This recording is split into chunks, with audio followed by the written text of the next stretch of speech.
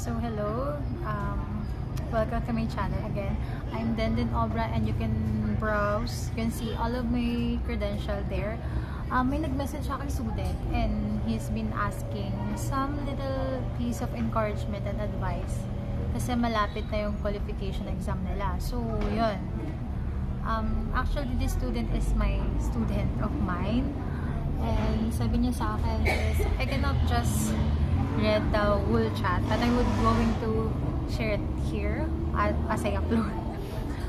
Yon, he messaged me, I think is lalaki siya, and yeah, he messaged me and also says na yon, kasi in this the schools have different types of their qualification exam, diba? Sa mga state university, their qualification exam is usually kapag ano ba yun? Pag hindi ka nakapasa sa qualification exam, hindi ka magka-qualify into third year. So may mga ibang qualification exam naman na hindi ka gagraduate kahit complete mo na yung course pero hindi ka pumasa sa qualification exam, hindi ka gagraduate. So I also encountered that kind of school. Meron naman po, graduate ka na and then natapos mo yung course pero nung hindi ka nakapasa ng qualification exam, hindi ka nila pagbo-board examine. So all of them is qualification exam pero depende pa rin sa school kung saan year nilalagay yung qualification exam and ano yung magiging kapalit kapag hindi ka pumasa or pumasa ka. So yun, I've also encountered merong qualification exam nangyayari second year, meron naman third year, may fourth year, meron after graduation, and among others. So, etong nag-message sa akin na bata, ang sistema ng qualification exam nila is, kapag hindi ka pumasa ng qualification exam, is, hindi ka magti-take ng board exam. Kasi alam naman natin, for you to take the board exam, you need good moral from the dean of the college, and also yung mismong galing sa mga papers. Syempre silang may hawak ng papers, the admin, di ba, and the head of the school. If hindi ka pumasa sa qualification exam, then they have the discretion na hindi nila ibigay sa yung papers kasi nga hindi ka pumasa, diba? So ito yung sistema niya. Ang message niya sa akin, he felt so left behind kasi all of his classmates is just like well equipped and well ready na to take the board exam, and he feels so like, I don't know, I don't wanna say underdog, but he felt that way, na parang hindi naman siya ganun ka-prepared, and he's been asking for a little encouragement and yon, motivation words. Yeah. And I think he's only have 2 weeks preparation for that upcoming qualification exams, and so this all I can say. So, and it's not only for this specific person, it's also applicable to anyone always on their qualification exam, regardless of their course, if it's criminology or eduk. Kasi even though the other course have their own qualification exam, most of my colleagues and friends, ganun nangyayari. Ang nangyayari nga niya, pag hindi ka pumasa sa qualification exam, kung state you, hindi ka na mag-third year. So, ang mangyayari sa'yo, lilipat ka na lang ibang school kasi hindi ka nila pag-third year rin. So, ganun ang mangyayari. So, yun, for this student of mine, he also messaged me na parang nahihiya siyang lumapit sa akin, ganun. So, yeah, I was always, mukha lang akong matari, pero not that so matari. Mabait tayo. And I could be approached at any time. So, I'm always free. I'm that so kind and so hearted person. There's no problem with that. Yeah, I actually can say it to him personally. Yeah, but he just insisted to say it on video. But yeah, so it's pretty okay with me. Parang nga naman mapapanood ng iba. So first of all, kung you feel that you only have limited of time for you to prepare for qualification exam, it's no way different sa board exam eh. Kasi, first of all, ang kalaban lang naman natin dito is yung sarili natin, diba? So, if we feel that natatakot na tayo, ganon, feeling natin hindi tayo ganun kagaling, feeling natin na pag-iiwanan na nila tayo, and then kung ano-ano pang iniisip mo, then the battle is already done, tapos na. wala na tayong pag-uusapan. Kasi nga, natatakot ka na, it could affect on the exam proper. Pag dumating na yung mismong qualification exam, takot ka, kakainin ka ng takot mo. Kasi yun ang iniisip mo. So, what I could advise is, you should need first to fix it. Parang ayusin mo muna yun. Yung mindset mo na yun.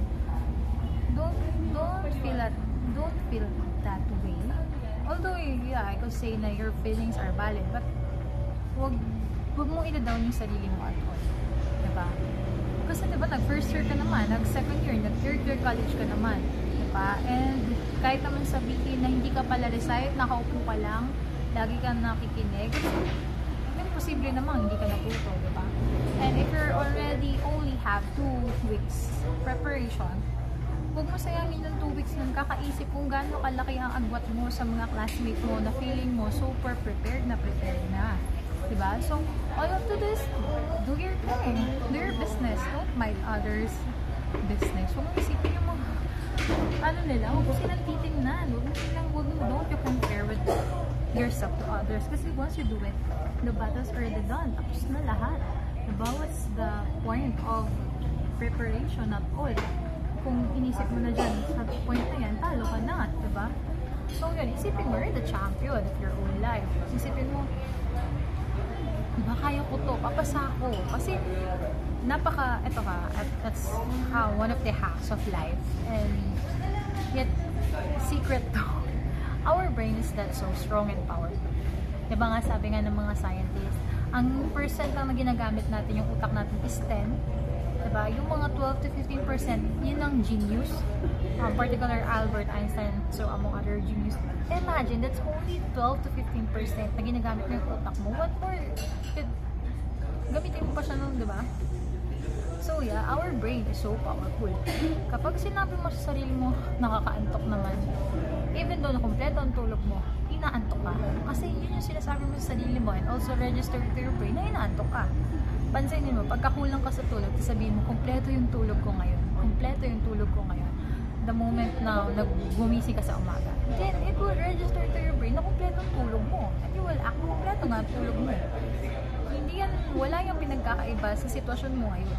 Kung ang ilalagay mo sa isip mo is, ano ko, napaghuhulihan ako, hindi ako prepared, babagsak ako, mas prepared yung mga kasama ko, tapos sila babagsak ako, then the battle's done. Tapos na yun. Kasi yun yung marireduce sa utak mo na hindi mo nga kaya at babagsak ka kasi hindi ka prepared. So, first of all, change your mindset.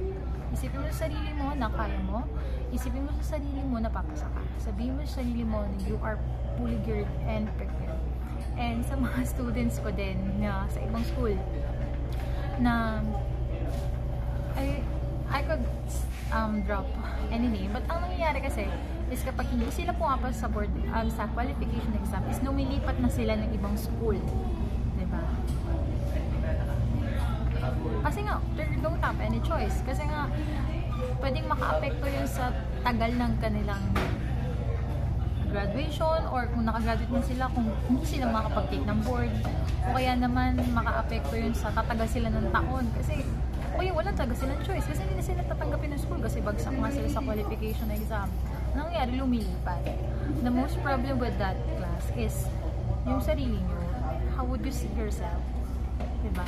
Kasi pwede mong ano yung utak mo, pwede mo siyang i-arrange, like pwede mong i-gaslight, hindi naman.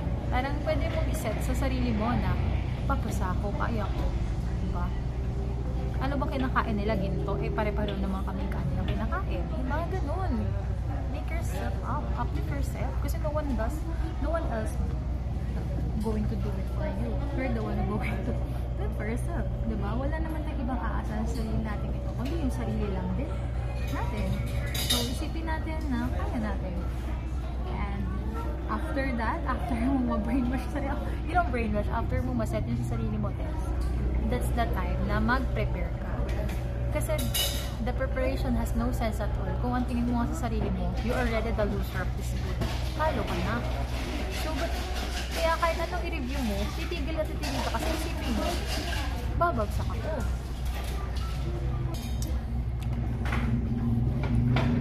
Sorry na pa. So, yun.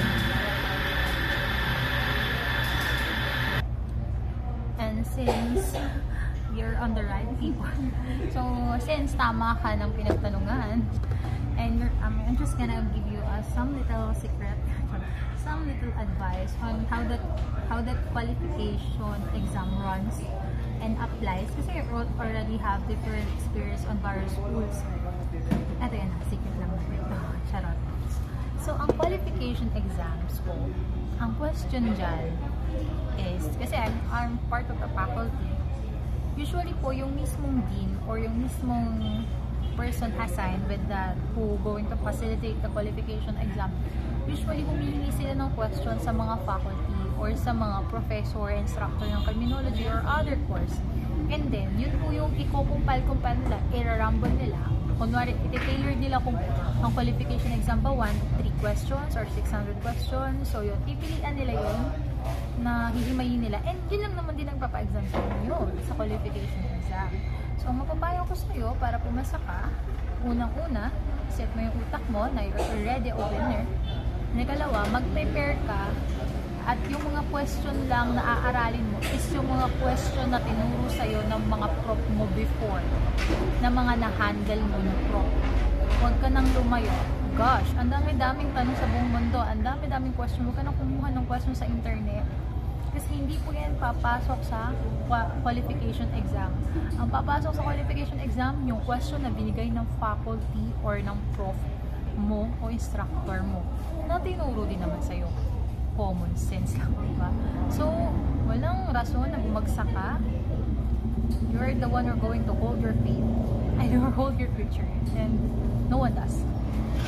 And so, yun lang. And I'm praying na sana bumagsak ka. And any question if I could offer in any ways that I could offer my expertise on this field. Kasi, ayun na, naniniwala ko sa ano na. Ako na yung nahirapan, ako na yung nadapa, ako na yung nag-first try para sa'yo, para hindi mo na ulitin yung same mistake ko at mas maging, alam mo yun, mas maging champion ka pa sa buhay at mas mataasan mo pa yung maaabot ng taong yun. So, that's the proper way to do it is learn from them. It's the fastest way. Hindi mo mababasa sa libro to. So, yun, learn from them and then, yeah. Actually, di ba, walang pinagkaiba yun sa nangopya at nagpakopya, di ba? Pagdating sa exam, mas mataas pa yung score ng nangopya sa kinopyahan niya. The same with this. So, I'm praying na maging mas matayog at mas mataas pa ang marating. And yeah, see you soon. Don't forget to like and comment po kayo kung ano pong gusto nyo i-ano natin video sa susunod. I-address natin video sa susunod. And don't forget to subscribe me naman para naman makita ni YouTube algorithm to. At maipakita yung video sa iba na mas nangangailangan din itong video nito. So yun, thank you so much and see you on my next video.